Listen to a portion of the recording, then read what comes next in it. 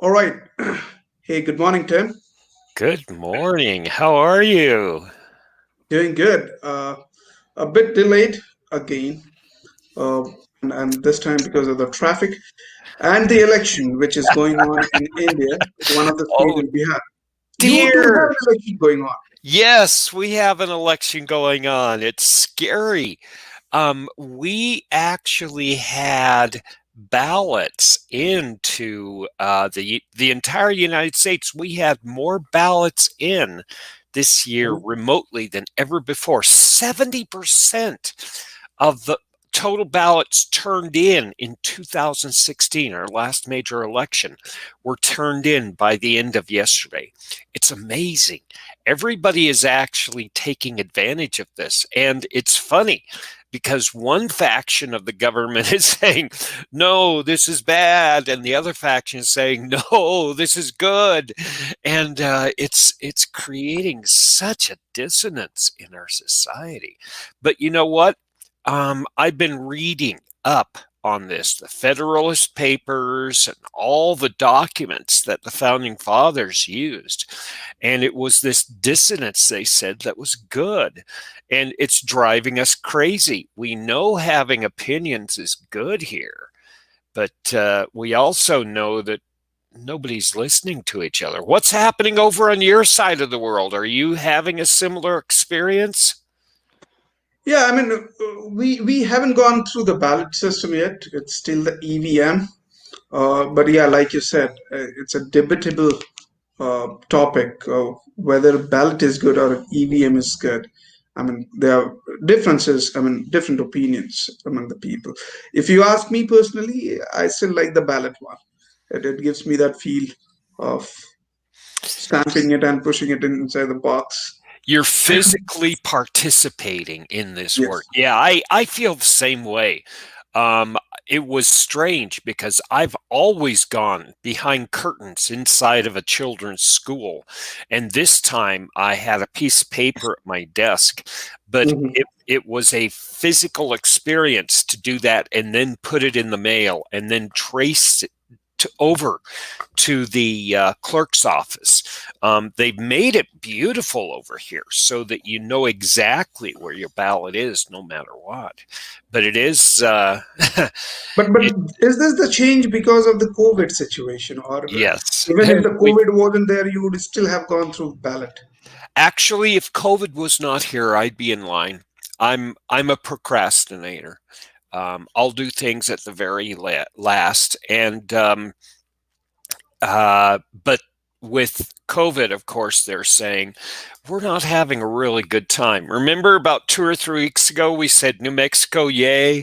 Well, that 2 weeks later, Mhm. New Mexico, not so yay. We had a lot of people coming in from Texas and California. So the ballots are ballots. Ballots are ballots, and they're all remote. Man, there is a push for people to vote remotely, and we're doing it. We're doing it. It's a strange, bizarre time. Yeah, it's weird. Right. Right, right. Well, in spite of all this stuff, we have a topic to pick today. And I was thinking, why not to pick up this topic related to executive assistant? You know, this is brilliant. Yeah.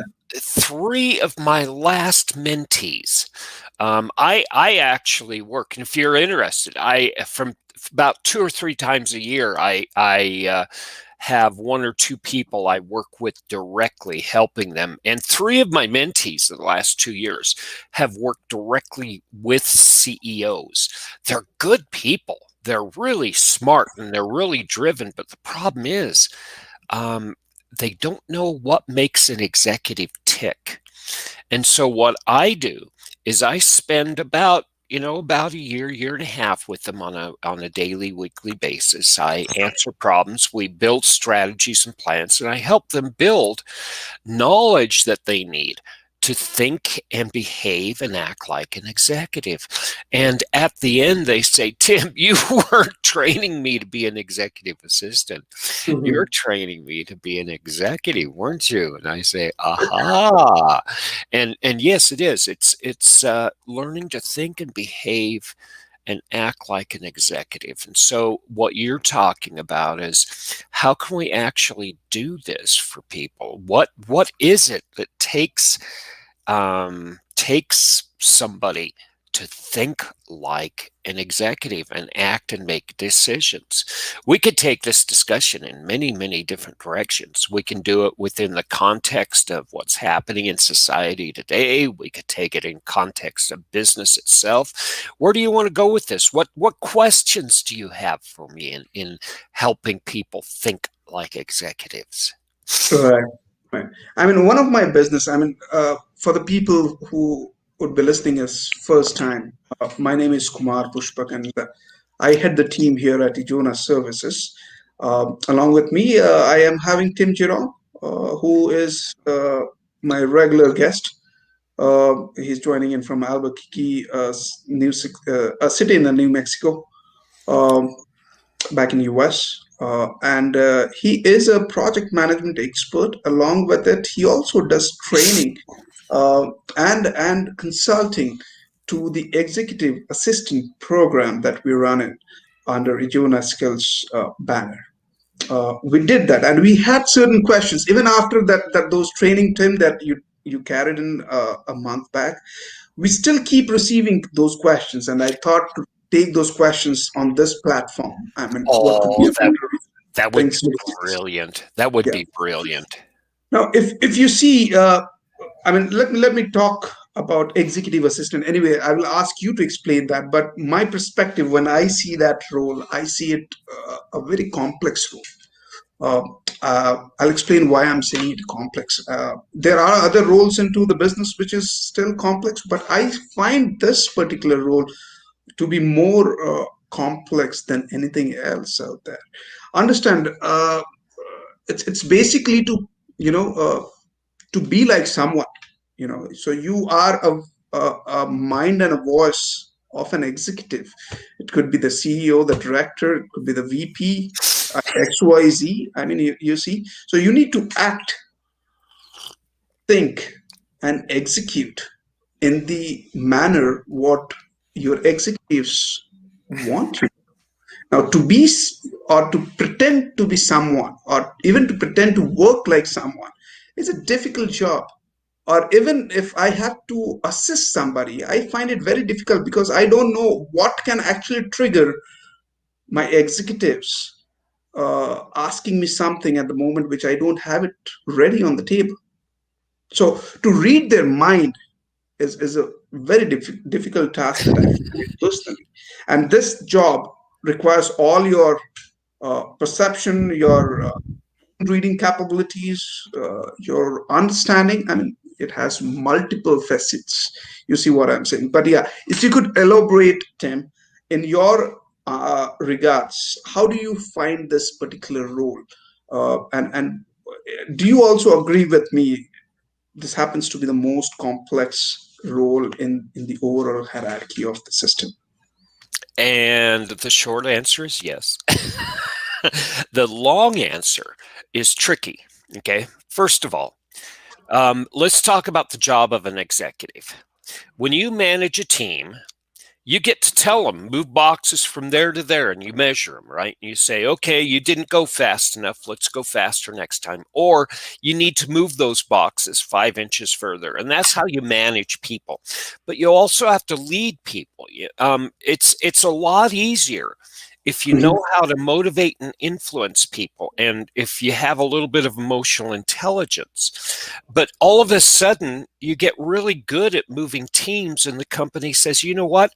We want you to have influence over other people who work with teams. And all of a sudden, you're a manager of managers.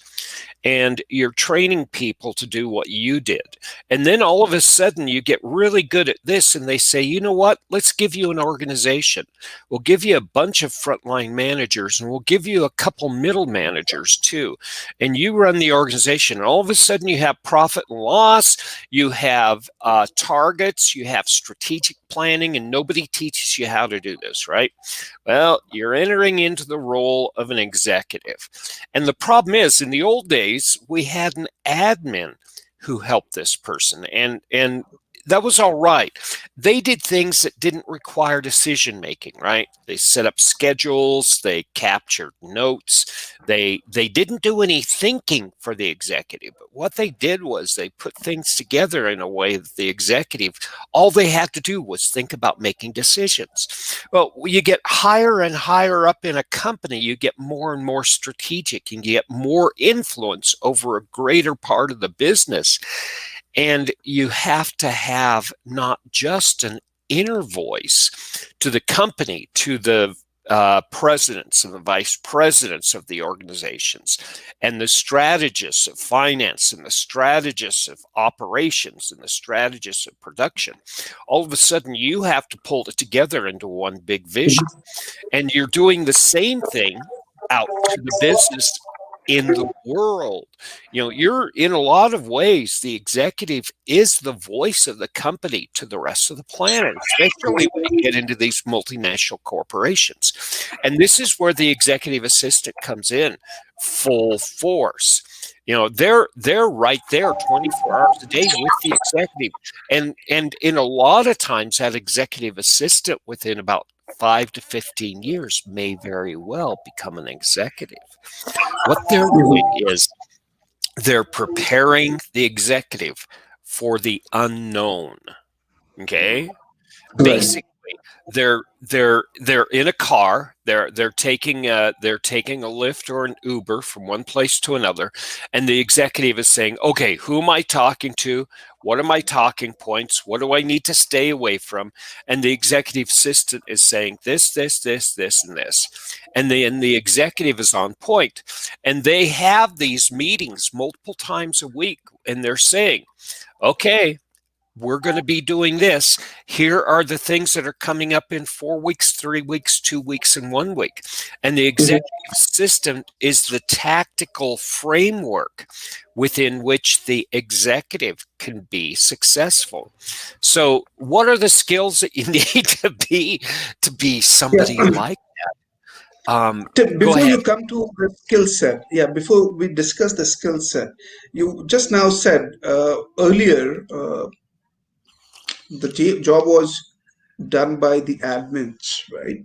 Now, if I talk like the earlier phase to the current phase, uh, where is the shift that you see happening, and why is what's so important? Why you see the admin thing got transformed into the EA stuff, and how different are these two roles? Um, I see it as two things that collided. Number one, there's something called an information worker. Okay, this role was defined by W.E. Deming and by Peter Drucker and by Buckminster Fuller, of all people. And they said throughout the end of the 20th century to the 21st century, this technology wave, this new wave that was happening from the late 1800s through the 1900s with the emergence of technology and its impact to business is going to go away, and we're going to get a wave of information, and people are going to have to get away from technical skill sets and are going to have to get into information skill sets, and you have to make decisions and information and analysis of information are more important. And so all of a sudden, from necessity, CEOs were saying, "Oh my goodness, I can do so much with all this information, but I can't do it. I can't do all this." And so they found these people who were able to do this with great Mhm. capability. So this was the struggle.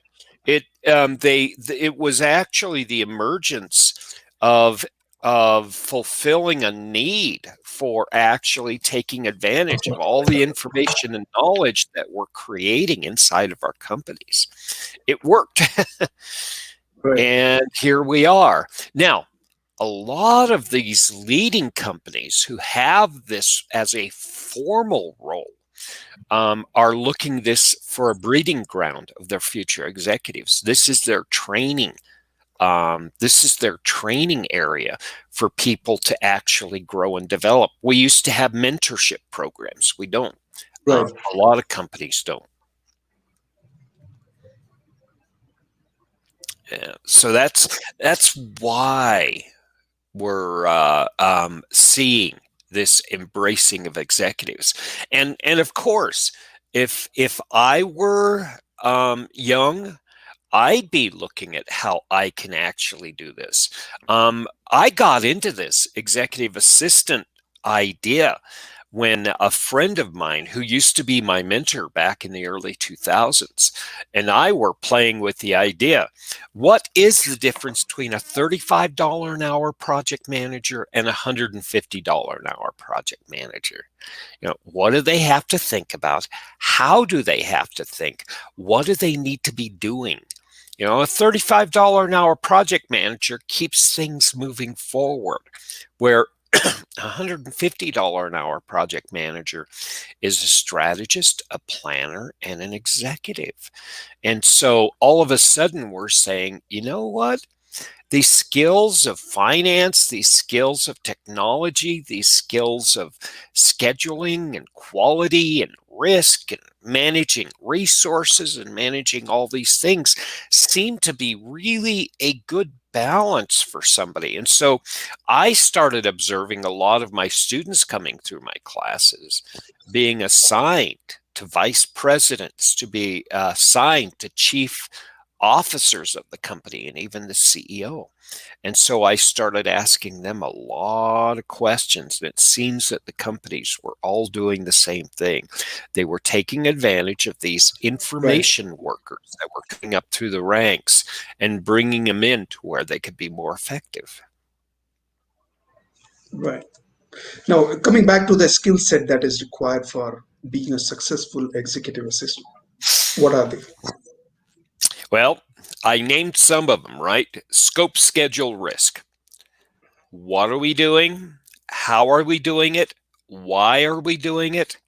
When do we have to do it? Right? That's my schedule. How and what's my scope, and when's my schedule, and with how much, and with what resources. And then you have to look at risk. How do we know we're going to be doing the work correctly? And I mean quality and risk. If you want to get really accurate, and especially if you're going to be spending $10 to $30 million on a decision, you want to be really accurate with it. You have to incorporate some type of risk, and it's not just putting 10% of your budget at the end of the project to protect it.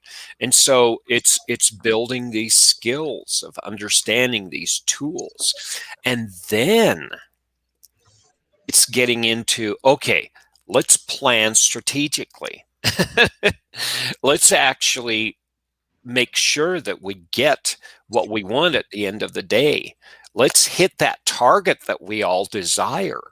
And how predictable is that target? And what happens when we don't go the way it does, like with COVID? How do we respond and how do we manage? And then there's this scary thing called emotional intelligence. People don't just do what they do. People come with a lot of baggage. People come with a lot of expectation and influence. And if you don't know how to treat people, you get in trouble. Just the look you give people. If you give them the long look, they're going to go sideways on you. So you have to learn a lot about what makes people tick.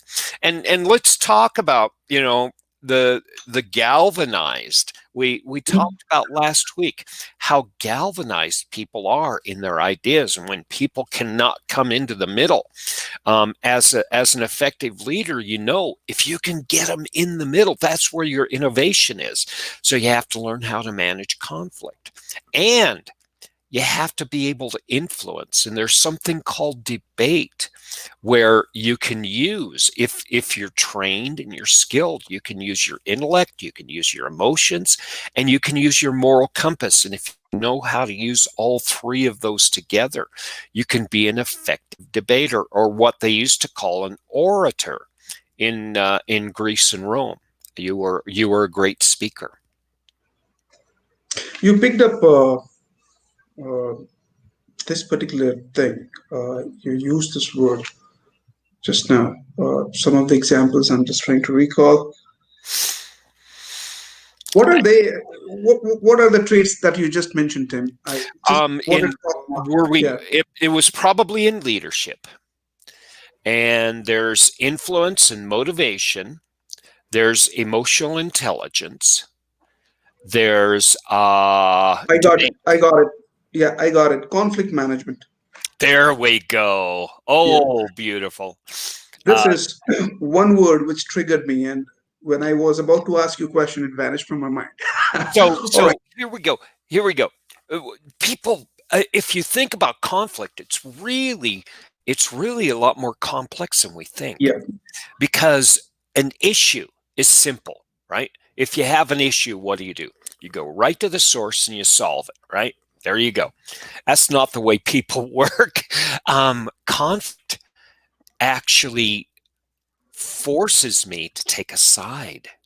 Conflict says that I am emotionally attached to this decision, or I'm emotionally attached to this side of the argument, or I'm emotionally attached to this outcome.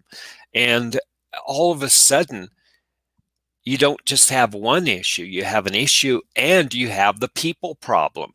And so we have to learn how to not just resolve issues, but manage conflict. And again, we if you think about conflict, conflict is a little flag on the beach that says, here we go. We have people who are thinking differently. And if you're a smart person, like an executive, you say, okay, conflict means that we have an opportunity for innovation. We're back to that coin, dark side and the light side. And if you can manage conflict properly, you can actually, come up with some new ideas. And if you can get people to agree, all of a sudden you get people going in the right direction. And that's where morals and ethics come from. Can we actually switch from I'm wrong or I'm right and you're wrong? Can we switch that and say, how can we actually work together to get to a better decision? And these are skill sets that we work with in conflict management, in motivation, in influence, and all those. These are soft skills, and we all lump them in under the leadership banner. Yeah, conflict is Can you beautiful. give me some examples, Tim, out of your experience, which you talk to the students out there? Uh, can you help me understand when you talk about conflict management? I'm picking up this word because this is a way too large to explain in, and this particular conflict management stuff is used in various other areas. I mean, it's in all the areas, right? Maybe your sales, maybe your Okay. finance, everywhere conflict. Wherever the colleagues are there, there is a conflict. So for an EA, executive assistant, can you give some So examples where this conflict management traits comes into play? yeah, let's go through the 5 ways that you manage conflict. Okay. You push it out later. You smooth things. You get people to agree. Hmm. You you find a middle ground, right? You, Hmm. you keep it in the middle. You use authority, and you collaborate. Let's go through them real quickly, okay? Sometimes you have to delay, right? You have to say, okay, we're not going to manage this. We're not going to manage this conflict. Like the example I give in my classes. You're fixing a pipe under the data center that's spraying water, and you have a jacket wrapped up, and you have two team members coming to you arguing about their time cards. And Right. what are you going to say? No, no, no, no, no, no, no. You're going to help me here, and then I'll help you. And the problem is, you have to manage this carefully, because if you don't, what's going to happen? They're not going to trust you. And if they don't trust you, they have to you have to figure out how to rebuild that trust. So you have to handle this very carefully. Whenever you say you're delaying right now and you're going to come back to them, you better come back to them. Now, there's also smoothing. Smoothing is a psychological trick that we can use. It's actually martial arts of conflict management. You have two teams or two individuals even who have diverse ideas, and you are the leader. That means you have to get them to agree. There's a little quirk in our brains that if I know you and I have something in common, it creates a unification called us. It doesn't matter what's in common. It could be the type of ice cream. It could be a flavor of pizza. It could be that we went to the same university or we have the same degree. It doesn't matter what it is. But if we can discover one thing that we agree in, and I learned this when I was working with project teams and we were stuck in planning, and I said, okay, let's take a 20-minute break. Let's take 5 minutes. Why don't you run down and get ice cream for everybody? I only have enough money for one flavor. Can everybody agree on one flavor of ice cream? And all of a sudden, everybody was realizing I'm one group. Right. And the third one is making concessions, giving up part of what you want to get part of what you desire, right? It's making concessions to be partially satisfied. Nobody's happy with that. Sometimes you have to do that, and you have to live with that and be happy. My mom did this all the time. There was one piece of pie left, and my sister and I wanted it, and my mom said, "Okay, you cut the pie, you get first choice in the piece." Right. And you have to get people to work together that way. And again, nobody's going to be really happy about it, but they're gonna be somewhere in the middle. And then you have authority. Now, nobody has a choice. As a leader, you don't even have a choice sometimes in managing conflict through authority. Think about safety, right? Okay, you didn't bring your safety equipment to work. Too bad, too sad. Go home. You can't work today. No, it hurts me. It hurts you. This is the authority of safety, and we have many authorities. We have the authority of law. We have the authority of rules and regulation, and these things govern. There's not going to be a conflict. The conflict is inconsequential when you have this authority. And finally, there's something called collaboration. If you can get people to think as a unit, to think as a cohesive whole, and if you get everybody to speak, and if you can get everybody to listen, the stars align, and you can actually get everybody to vote. And if you can get everybody to vote, we're getting into the space of consensus, which means everybody agrees, and you can hold people accountable. And this makes for a longer lasting decision. That's basically how we manage conflict one way or another. They seem sort of too simplistic, and they seem sort of very basic, but you know what? Simple works real well. And Right. practicing every day are pretty easy. Is that a good rundown for you technically with conflict? Yeah, yeah, absolutely. I mean, this is a way too wide. subject, Tim. You would agree. I mean, we can talk at length on conflict management because there have been numerous time. I'm talking, wherein uh, I personally had been in between the situation of a conflict management. I keep getting this kind of challenges every now and then. So you see, I have a lot of questions rotating around. I can take that. I mean, we can discuss this in some other day, but for today, let's focus on this EA. Let me bring in the other side of the executive assistant role here. uh, Time management of the executives, calendar, right? And I've been hearing a lot of questions from a lot of EAs across the globe. What is the right way to do this? Because, yeah, please go It's ahead.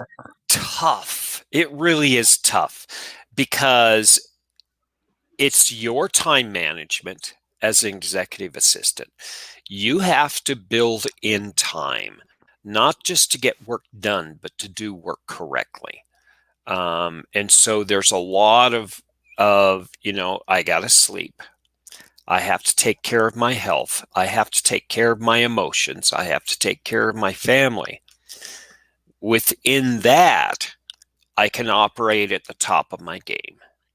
And then within the top of my game operation, if I'm an executive assistant, I'm trying to create that same bubble for them. Do they have, their support system in place, their family? Now, family may mean their spouse and their children. It may also mean their community of trusted advisors. Is this healthy? Or are they isolated? Are they eating well? Are they thinking well? Are they communicating? Are they, you're getting into a very, very refined emotional intelligence, and you're actually learning the habits and behavior of individuals, and you're having to read them, and you're having to read the room, and you're having to predict outcomes. And it is very tough, and we're not even getting into the mechanics of how do you manage a schedule. How do you create a dashboard that allows you to keep your 6-week vision, your 6-month vision? And executives don't think out in 6 weeks or 6 months. Sometimes they have to think out in a year, 3 years, and 5 years. And so you have to be a little bit organized. You start off with the schedule and the strategic planning that's in place with the CEO. And you have to build in your own personal CEO schedule and strategic planning. Because if you don't, a year, 2 years, 3 years can pass, and all of a sudden, you haven't gotten anything out of your experience. So you have to run the corporation of you. We're not just talking about scheduling, we're talking about time management. We're talking about the ability to build in an infrastructure such that you can actually operate at the top of your game. You don't know how long you're going to be an executive assistant, and you want to get as much out of that experience as possible. It's tough. It really is. Mhm. Right. Let me ask you this. You do trainings, right? Especially on the executive assistant part as well. You have done that. What were some of the questions that came out? How do I predict what I my mean, you CEO have dealt. is? Yeah. Tim, how can I stay one step ahead of this person? How can I? Because an executive has to be innovative, and they have to be the vision. And this is where I got the idea of preparing for the unknown. So this is where you and I actually took off talking about how do I prepare for COVID? The same skills that you're preparing for the next COVID, or the next election, or the next we don't know, are the same skills that you have to prepare for supporting an executive in their work. And it's being a knowledge and information worker. It's not just having the strategic and tactical planning acumen. It's being able to, be fully grounded and in the moment and focused as things are changing around you. This is what makes a very powerful assistant. Is the CEO says, okay, what do we do now? The building is half burned down.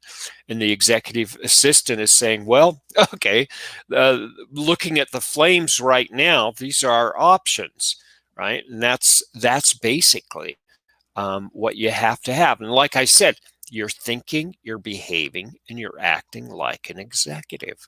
It's preparing for virtually the unknown, knowing what you can change, what you can't change, and being able to apply the skills to get from where you are to where you desire.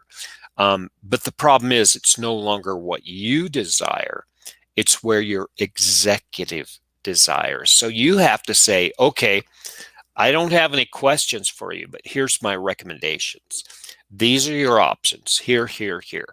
So it's a very pragmatic role. It's not somebody who can actually put a stake in the ground and say, this is what we're going to do. It's okay, this is a good thing for us to do, and this is a better thing to do, and this is why. And so you're no longer playing right and wrong. You're constantly playing, it's not my decision, it's your decision, and here's the way to get to a better decision. So all of a sudden, you're not the CEO, you're not the executive, but you're having to motivate and influence up, and you're motivating and influencing sideways while you're working with the trusted advisors of the CEO. We don't just manage and lead teams. We manage and lead up, out, sideways, backwards, forwards. We influence.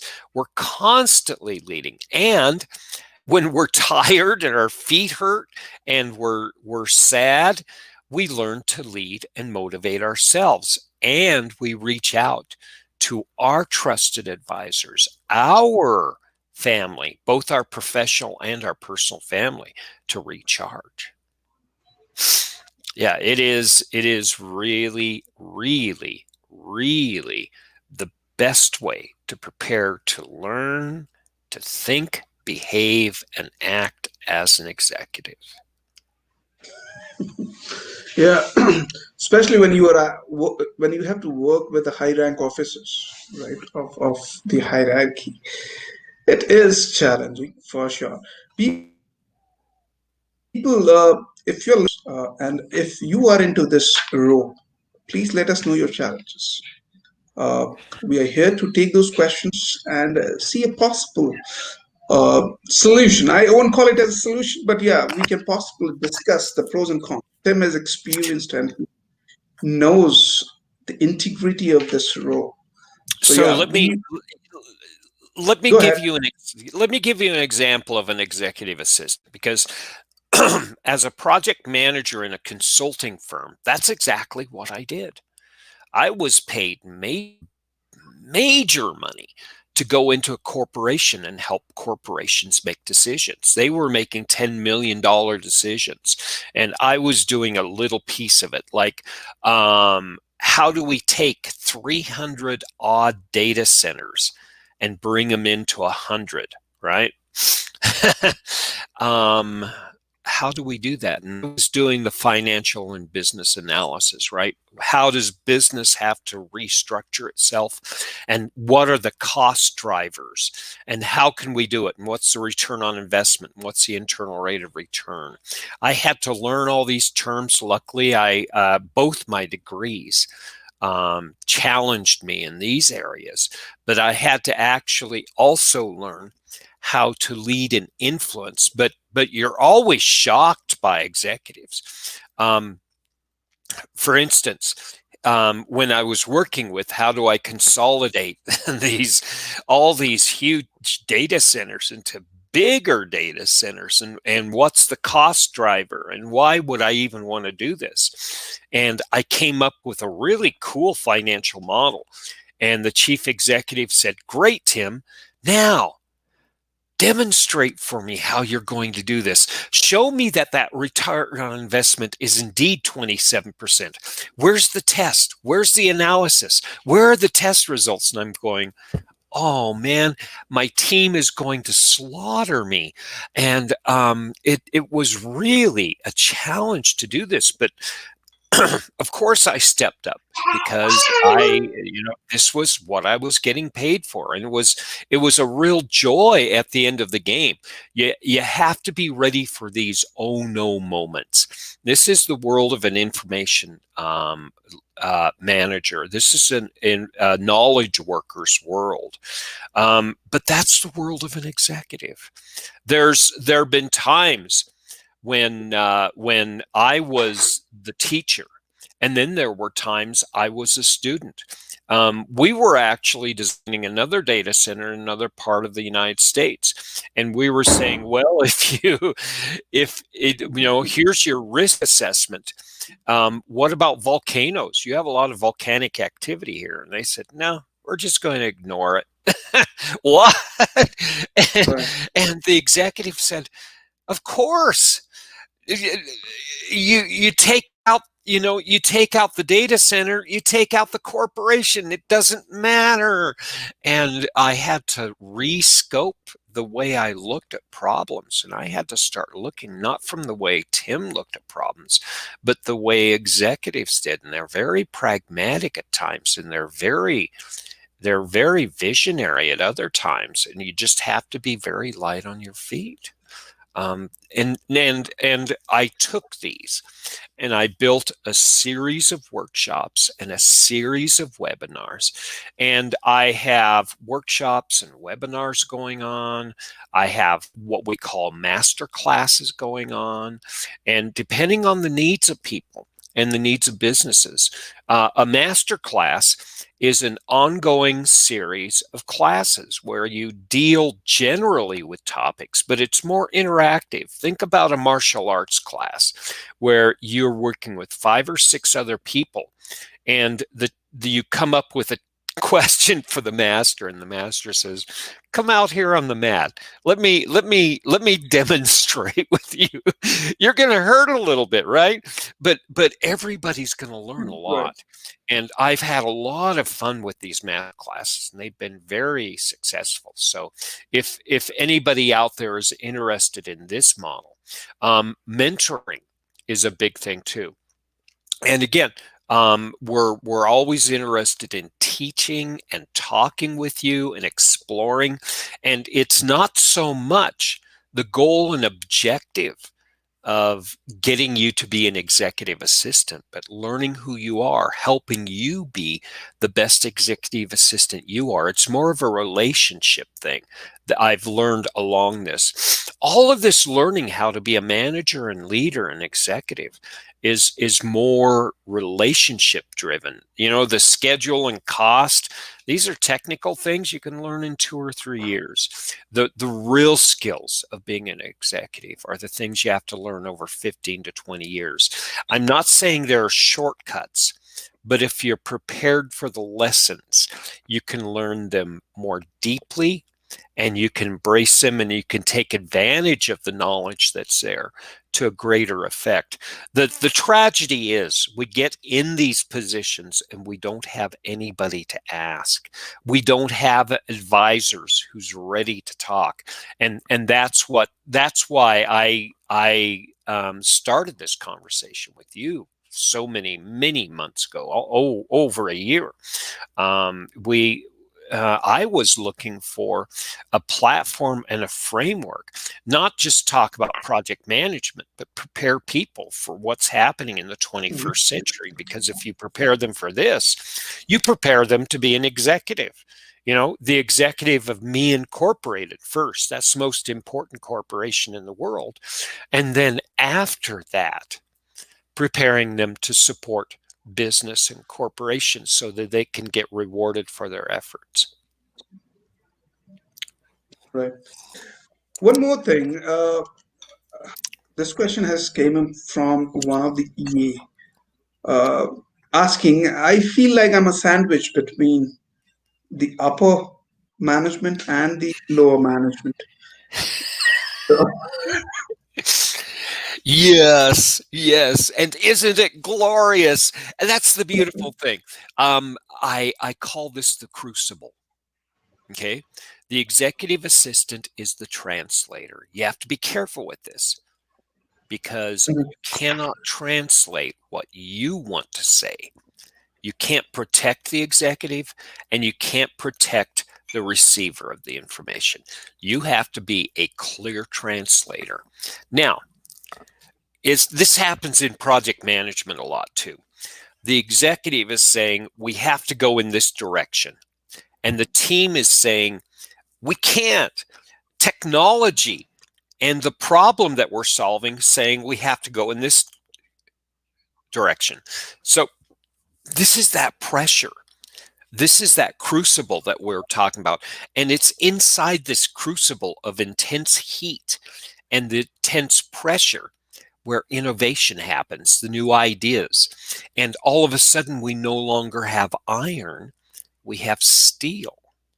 So mhm. if you're up to the task, you can actually do this. Now, you're gonna burn yourself. You're gonna get hurt. But I studied technology also. I have an associate's degree in electronics engineering, and we learn about transistors. A transistor is really interesting. It can amplify things like voltage and Right. current, right? But also it can act like a switch. And a small milliamp voltage can actually control tens of thousands of volts. And I thought that was magic. And I thought it was magic until I started watching these old, grumpy project managers who would walk into a room and just sit in the back and watch and observe. And then they'd say, you know what? Here, here, here, here, here. Did you think of this? Here, here, here, here, here. Did you think of this? Put it together and see what happens. And all of a sudden, light bulbs go on and magic happens. This is the crucible. If you get comfortable with being close to the heat and managing not the pressure and heat directly, but managing the process, you can actually have innovation, new ideas, new directions. What if? What if we strap a convertible to the head of a rocket and send it out into space? What if we planned to live on Venus or Mars? We may never do that, but the planning itself may open up opportunities that we never thought of, like a 10 quadrillion dollar Mhm. satellite that we just discovered this week. It's amazing. Yeah, it's Oh, it's it's a it's new big. new satellite. Well, it's a new rock that we Oh, just discovered, and it is so valuable that oh, it's going to cost. It's basically the new gold rush, and we're going to see this more and more and more. And um, if you're in the pressure, and if you are the sandwich, you're where things are happening. yeah. I mean, unless and until there's really some movements, the friction doesn't happen, doesn't occur, isn't it? So That's right. The if pressure the and friction and is, yeah, and the movement is yeah, actually yeah. the release of that pressure and heat. Exactly. There's I, I, there's I always dynamic. keep telling my subordinates, and yeah, I always keep my telling my subordinates that don't be afraid of escalations. You see. Strawberry. So here's the key. Here's the key to escalate. And this is I'll leave this with everybody. It's really easy. The smartest companies have said, let's actually talk about all of our decisions having a financial value. Here's a $500 decision. Here's a $5,000 decision. Here's a $10,000 decision. Here's $1 million decision. Here's a $10 million decision. If you look at it that way, I'm going to give you all the $5,000 decisions. It's no longer an emotional detail, is it? It's pragmatic, it's tactical, and everybody understand what their role is. I can spend $5,000 a month. I can make one $5,000 decision every month. And that is what my rank is inside the company. This is not a Tim innovation. This is how corporations actually do it. Your rank in a company is your ability to make a certain level of decisions. And that's what escalation is all about. It's not an emotional thing where I'm supposed to. It's quantified, it's measured, and it's very practical. I'd have a CIO saying, this is a $10 million decision. Help me put a proposal together for the board of directors. Or I'd have a director saying, this is $1 million decision. Let's go to the chief financial officer with this idea. And all of a sudden it was very easy to escalate. Escalation is not like I'm bad because I can't make this decision on myself. Escalation is, it's not my rank, it's not my role to make these decisions. And once you actually have a clear vision of role and responsibilities, escalation is not something that you have to worry about. It's a tactical action that you can take advantage of. Yeah, escalations. I personally feel it a good part. At least then I can believe that the things are running, work is happening. The blood is circulating. That's great. Well, we are about to pass on the 60-minute stuff. So, I mean, we can continue. I see there's questions coming up in here. There is, let me read out that, but we'll take these questions in the next session, Tim. Oh, Uh, that would be I just received wonderful. some of the questions around. Uh, all right. Yeah, We can take this up in the next one, maybe the next Tuesday. let's But having said that, yeah, sorry, continue. let's do this next Tuesday, and we'll talk about that. And you and I also have a conversation going on Thursday too, don't we? Oh yes, with Mark. So we'll continue the previous